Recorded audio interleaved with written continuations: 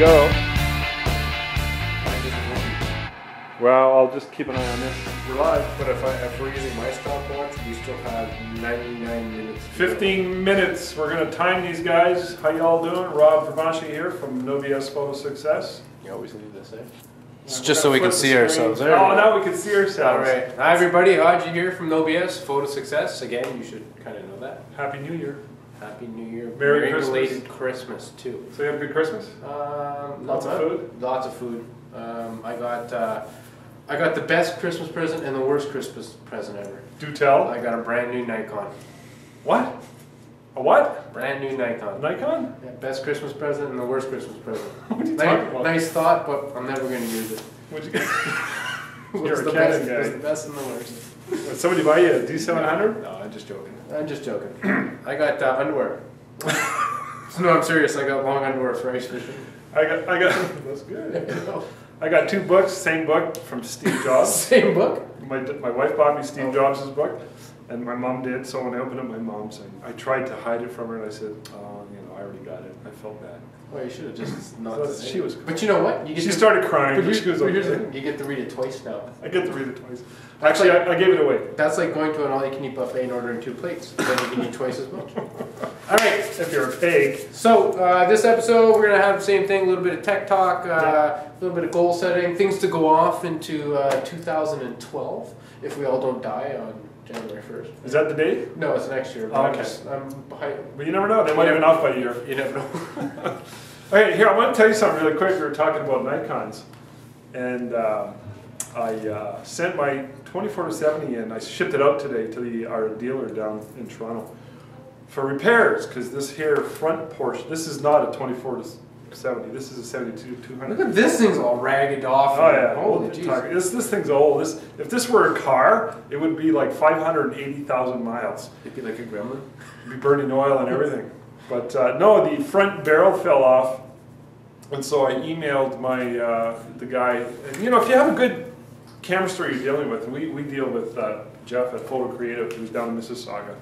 And he gives us really good service. And he's always thinking when I buy something, he's like, I'll give you a little discount. I don't care about the discount. I love the fact that he gives me such great service. So I got a repair job, I send it to him, he brings it to Nikon. So that's awesome. And he calls me and says, here's what's the problem. And gives me good service. That's what it's all about. Don't you agree? Yeah, I get free cameras from him. So. Damn. I knew he liked you more.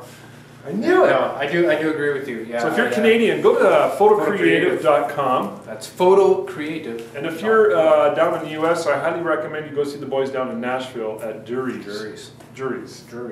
Ron and Robert Parks. And what's that other guy's name? Nick. Nick's there now, right?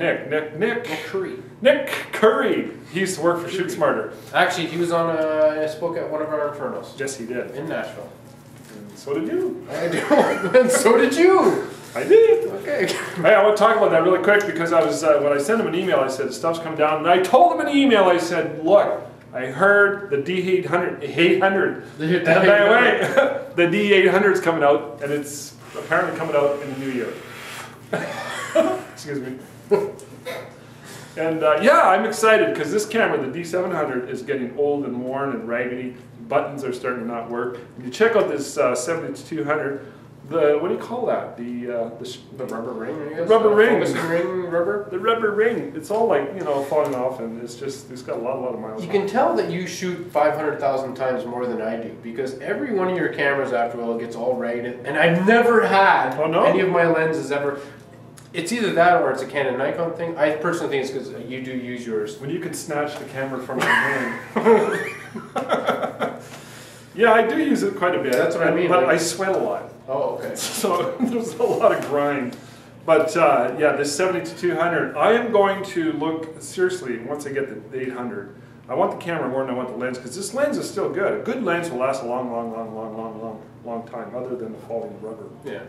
Optics are, take care of it. Good lens, but I do want to get the new 70-200. There's a new one, nano crystal coated, yada yada yada. Nano crystal coated. If I can get a little bit better focusing, I'm in. But I'm going to get that after I look at the D800. But here's the point. What I want to get to is that I totally forgot. I had a good point. Are you talking about the actual lens, the autofocus, No, stabilizer? no, that's later. Anyways, it'll come to me if I stop thinking about it. But let me just, yeah, so I'm going to get that later. I'm going to get the D800. But while we're on the topic of 70 to 200, somebody posted on the forum that they had a 70 to 200 Canon. $900. No US photo success. Image stabilizer? They're going to get one with the image stabilization because they're selling this one. Really? And I kept thinking to myself, why? Why do you want to sell your lens just to get the image stabilization? What do you use? I have a 70 to 200. Speak up so they can. I have a 70 to 200 2.8 that I carry in a trailer down by the river. I got the 70 to 200 non image stabilizer. I bought that years ago. Tack Sharp? Tack Sharp. Well, Tack Sharp. Yeah, Tack Sharp. And I've had that. Jesus, that's my first.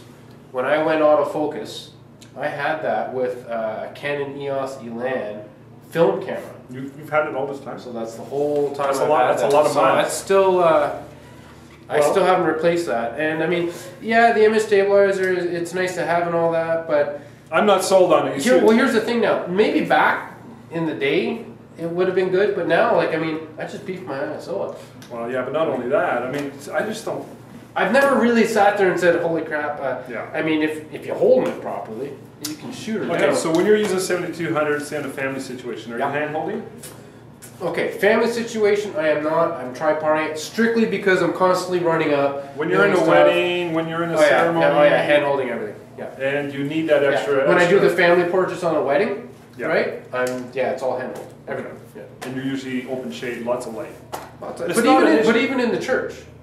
In the church, I'm up to 1000 ISO, temp 2.8, hand holding it, and I'm getting tack sharp images. I'll go easy, 2,000-3,000 ISO if it's that dark. 30th to 15th of a second. At 2.8. But here's how I do it. We're going to talk about how to hold your camera properly. I don't think you really need that IS image stabilization. I'm not sold on it. Obviously, it's nice, but if you already have a 70 to 200 person, it's not that essential. I wouldn't get rid of it in order to get the. I used to have an 80 to 200. I sold it to get this, and I regretted it. I think, why did I buy that? Because I really liked the 80 to 200, and I really at the time, and still to this day, don't see the point. Is this your tech talk then? Yeah. Okay. Well, this is my tech talk. We're talking about this 70 to 200, whether or not you should get image stabilization, or whether or not if the lens you have doesn't have it, and you're thinking about selling to get image stabilization, I really don't think it's necessary. If somebody was to give me a free lens that has image stabilization, I would take it. Free lenses with IS, fine. Yes, fine. What does Nikon call it? They call it VR, vibration reduction. Vibration reduction. Because it sounds cooler. Okay, now let me talk about how to hold your camera. This is how you want to hold your camera. Use your right hand, left hand. Full in here. Give you full leg room. Right there, boom, bing. That's how you hold your camera. Okay, get your elbows are like a tripod. Now sometimes, I use my knees, but I'd have to duck for that, watch. Bing! So get your elbows on your knees and you squat down, and you've got extra stabilization in case you need to create a human tripod at a moment's notice. Grasshopper. You're not on camera here, you've got to convince So you got to bring your knee up, and then you're like... So there are ways. Now, if I find a pole, be a pole. Stand here, you're a pole in the church. Sometimes I'll go in here, the pole won't move. Hold on. And I'll push into the pole, and I'll go like this, up against the wall or the pole, and I'll stabilize myself. You smell purty. Or I'll ask a groomsman in the bridal party. Ask the groom, is that the excuse me, come down for a second. during the wedding. No, if I'm doing formals outside or if I'm downtown and I'm doing a shot of the bride and groom and I don't have time or gumption to go get a tripod, I'll ask somebody, or I'll get my assistant. I'll do this, stand right there, nice and stable, use your shoulder, I'll get on, here, turn sideways a little bit so they can see this. And if it's my assistant, if it's James, I'll just give him a few little nudges. You know, and that way I've got instant stabilization. I'll do all kinds of stuff in order to stabilize the camera. Now, like James said, during the family, you're on a tripod. Family shoots, especially if it's a nice sunset. That's a family portrait. Yeah. Family wedding's a different story. Family portraits, more structured. And I family portraits, I do what you do, but I usually kind of do it a little bit differently. So I get my family all set up for the family formals, you know, bride and groom, mom and dad. This is during and then when there's a guest there, pretend you're a guest and you got a camera, and they're always in. So I'll come and I'll be like, just hold on one second, and I'll do this. and then I'll reach in and go, and then you sit there and take a picture. And here's the funny, everybody laughs. They know they're kind of in the way now. He actually does that. They know they're in the way now, but I wasn't being any rude about it, and I laugh, and it's all good, but. Well, okay, what do you do? But the same thing, but I did the same thing with you though, like, I agree, you get your elbows in. Yeah. You got a good base there. And a tripod. Yeah, just like that. And I mean, I dropped her down to a 15th, eighth of a second, 2.8. Okay. If there's a shot I must have, and I only got one chance, that's touch and go. You might lose the opportunity. Then you want to get some stabilization. Or just beef up. But let's say, for example, there's the exchange of the rings, or there's a really cute say there's a little flower girl peeking around the pew. Take 7 or 8 shots. Maybe 6 are blurred. I'm glad we did this on how to hold the camera, because some of the people I've seen at weddings are like, oh, this ain't right. So what are some bad ways to hold the camera? Like that? Yeah. Don't do that. No. I've seen this before, and then they're holding the camera and then they move. Actually, I see this. I see this a lot. They go to focus, they keep their hand up like this to zoom in. Yeah, not good. Right, like that. Stable. Good. You've got no brace. Stable. Always underneath. I like literally, now that you mention it, I always have my elbows in at my hips. You do. Even with my little lens. I've got them right in there. They're locked right in there. You do have a little lens. It's a good habit to get into, but that's how you want to hold it. You don't, you want to squeeze the camera.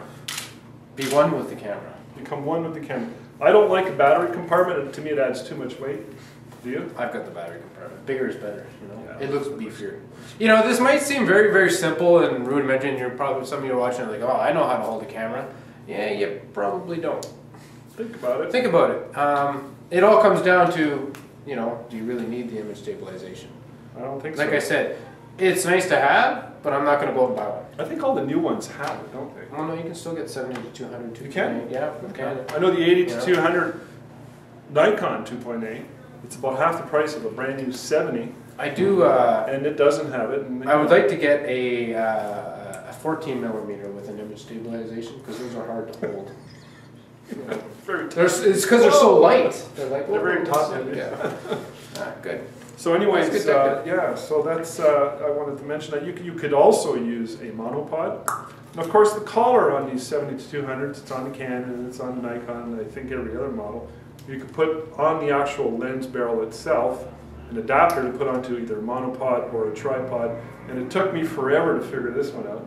Mine's always on there. Yeah, you talk about the adapter and that, so you can rotate it. I was rotating the tripod head and having such a hard time keeping it from going like this.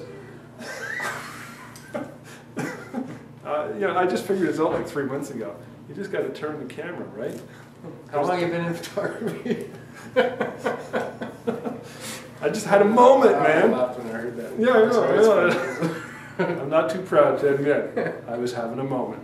So yeah, you can just mount the actual barrel onto the tripod and loosen this little knob and then turn the camera to make a seamless, stable vertical shot when you're shooting. Why would you need to put it on a tripod during the family? Because your shutter speed is... Well, sometimes my shutter speed's a little bit slower, but usually it's just because for me... What's too slow? Well, on a family shoot? Handheld, what's too slow? I don't know. Anything under a 15th of a second, handheld. Practically speaking. 15? Well, the rule of thumb is... So you would handhold 30th? Yeah, I would. I'm not saying to do it, but do you know the rule of thumb about telephoto lenses? Yeah. So you take the maximum... so you're at 200. If you have a 70 to 200 or 200 mil as your max, you shouldn't be any below 1/200th of a second. So why are you going to 15th? Well, that's a big gap. See, I wouldn't go that way. Well, I'm just saying I did it. It's not like I do it every time. Oh. I'm just saying I've done it and use as a tripod with good results. Family portraits, though, I always have. That's what I'm talking about. Weddings, I don't have. Just the family portrait. But not only that. If you had to handhold, what's the slowest you would go to be safe? If I was shooting a family? Yeah. You lost your tripod. 60th of a second. 60th? Yeah. I would feel very comfortable at 200. I would try and get it up to 500, but that's because I drink a lot of coffee. That's all. I find I get shaky images and my bones are brittle. It's an age thing. That's good. That's good. So anyways, yeah. I think... Past our minutes already. No, it said that the battery is having an issue. Okay. We're at 15 minutes. We're going to wind her down now. All right. Because we're at 15 minutes. All right, okay, I'll go really quick on my tech talk. Oh, okay. We'll go an extra 2 minutes. I have a quick tech talk. It's a small one. It's something that I just picked up, but it's something I've been thinking about using, and I will use it. Now, what I have here is the Zoom H1 handy recorder. What it is, it's a wireless. It's not a wireless. It's just a battery operated mic. Yeah, there's a big doohickey. The doohickey is. I took it off just so you can kind of see. I think it looks cooler with the doohickey. Okay, like it just looks pro. Find it looks like. This is an MP3 recorder. Hello. The weather. Raji here with Sudbury's recent weather forecast. 2 photographers died during a collision. Anyway, so all this is just a recorder. It's just a voice recorder. It's a high-end voice recorder. $100. $100 for this one. I'm using it for my ice fishing videos. Okay, I did not buy this for the photography, but this is good. I do plan on using it this next summer for my weddings. And what I was thinking of doing is I'm actually going to take this, and when the bride and groom are like, come here for a second, Ron. Stand right so your face is right there. Yeah. So if this is the groom and this is bride, right when they start doing the bows, I'm going to come right up and go and get a good voice recording of it. I do. Yes, no. I'm actually going to put this on record mode, and I'm going to stick it right by the speaker in the church. Cool. So I can record all the vows. Then I'm going to take that audio snippet, and I'm going to put it into my DVD slideshow. Cool. That's a good idea. Maybe if I shoot the groom in the morning, I'll be like, do you have, tell me something nice. Tell me why you love your wife, your future wife.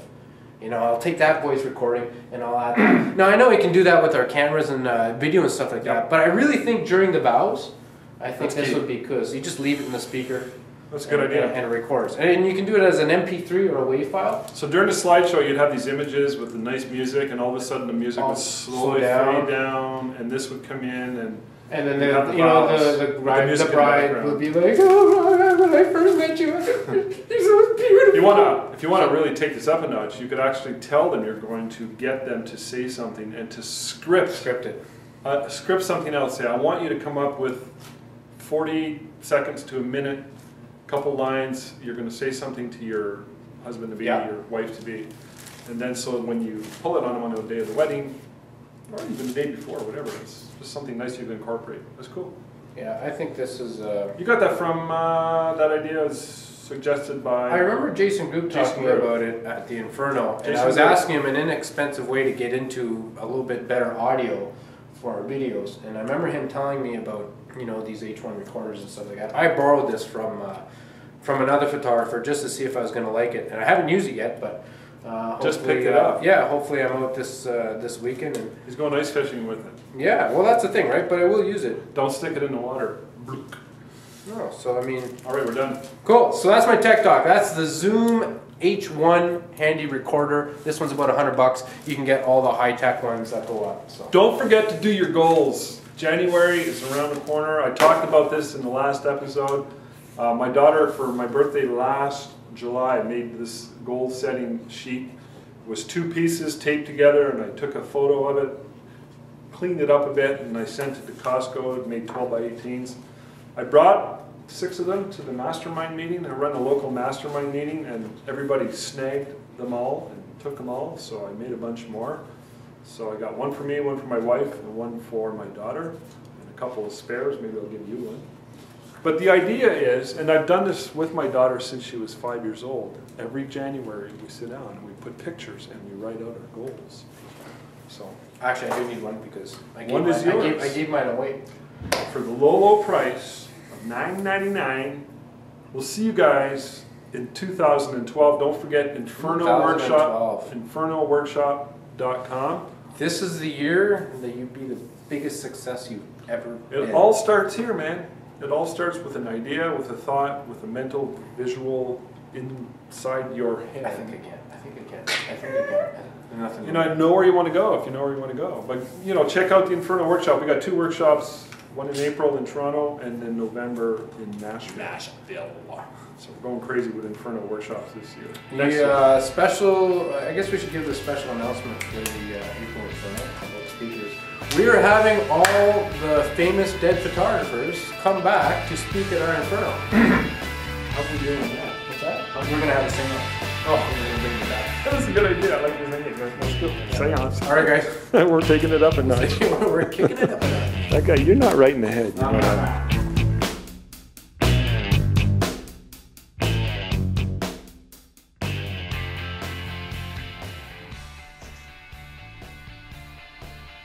Oh, howdy friends, Preacher here. You know friends, I wanted to talk to you today about photography. That's right, successful photography is not an accident. It's not something that just happens to you one day when you wake up in glory and you go, hallelujah, I have success, finally, in my photography endeavors. No friends, it's not an accident. Now if you want no BS photo success, you've come to the right place for salvation from bad images and exposed digital files that will expose you improperly. Oh, friends, redeem your evil ways, and learn to see the light. Get great images and deliver your clients, the very best in portrait photography. Friends, step up to the altar of success. Success and digital photography. You can do it today with no BS photo success. Oh friends, we care about you so much down here at the church. We love you friends. Amen.